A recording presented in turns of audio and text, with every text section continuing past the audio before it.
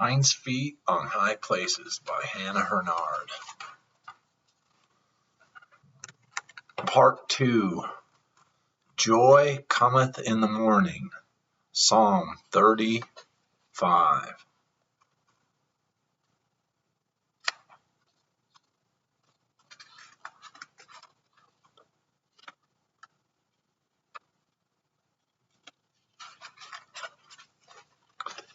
Chapter 17. Healing Streams.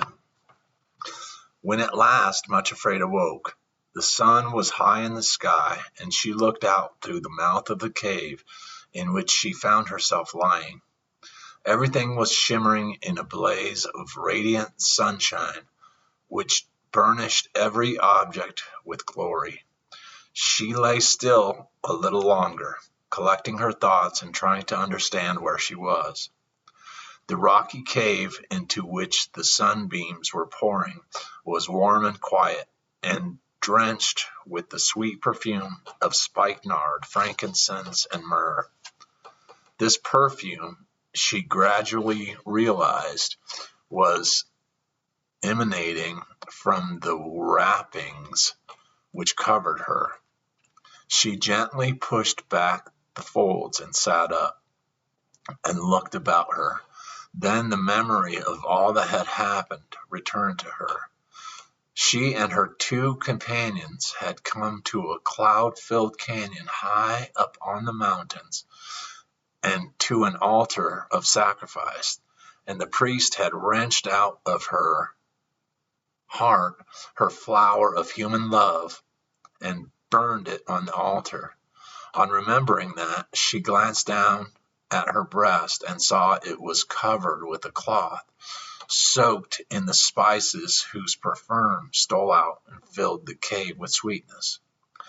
She pushed the cloth aside a little curiously and was astonished to find no trace of a wound, not even a scar, nor was there any hint of pain or aching or stiffness anywhere in her body. Rising quietly, she went outside, then stood still and looked about her. The canyon, which had been shrouded in mist that nothing had been distinguishable, now shimmered in the golden sunlight. Soft, verdant grass grew everywhere, starred with gentians and other little jewel-like flowers of every variety. There were banks of sweet-smelling thyme, moss, and myrtle along the sides of the rocky walls, and everything sparkled with dew. In the center of the canyon, at a little distance from the cave, was a long stone altar to which she had been bound. But in the sunlight, she saw that the flowers and mosses grew all about it and clothed its sides with verdure. Little birds hopped about here and there, scattering the dewdrops off the grasses and chirping merrily as they preened their plumage. One was perched on the altar itself, its little throat throbbing as it trilled forth a song of joy. But the most beautiful and wonderful thing of all was that out from under the rock altar there gushed a great river of water, clear as crystal.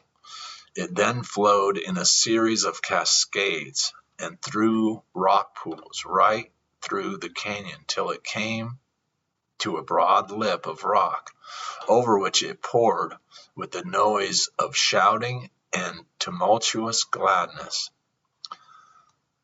She was at the very source of the great fall, and she knew now that it flowed from under the altar to which the priest had bound her. For some time she stood looking about her,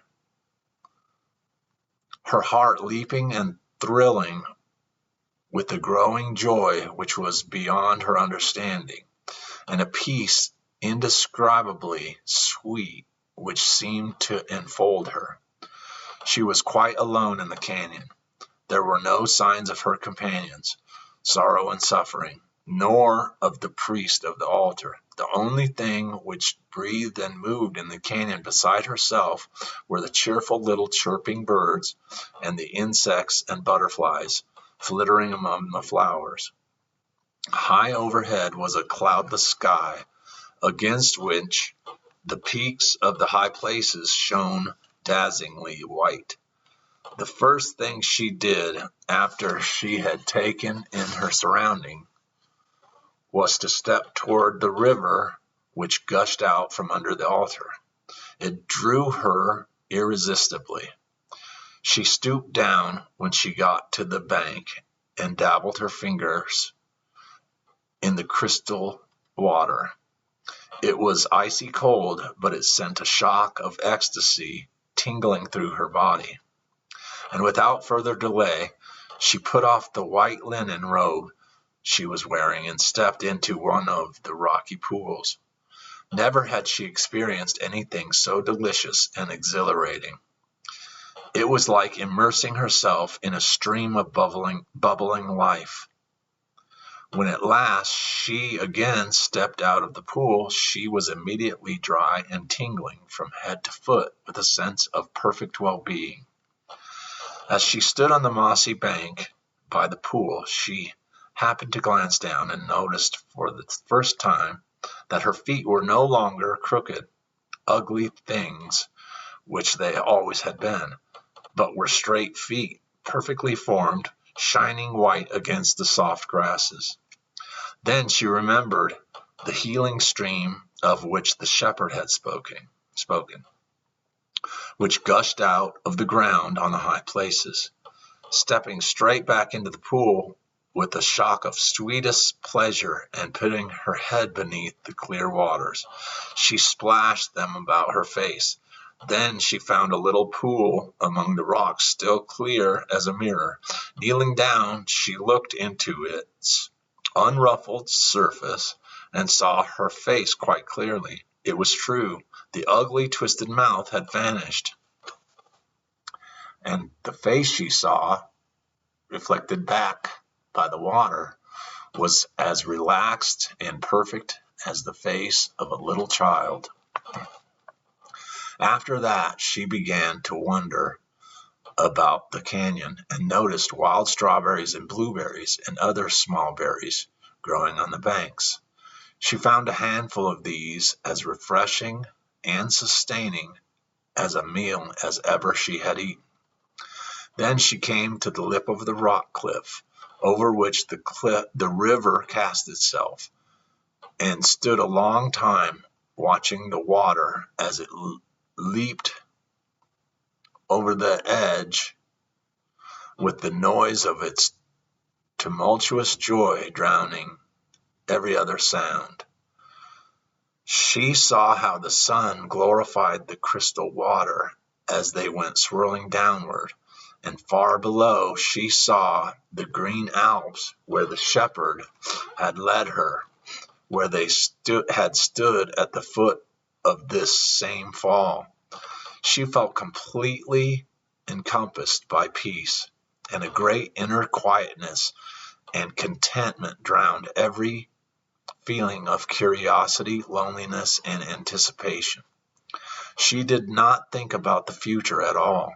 It was enough to be there in that quiet canyon, hidden away high up in the mountains, with the river of life flowing beside her, and to rest and recover herself after the long journey.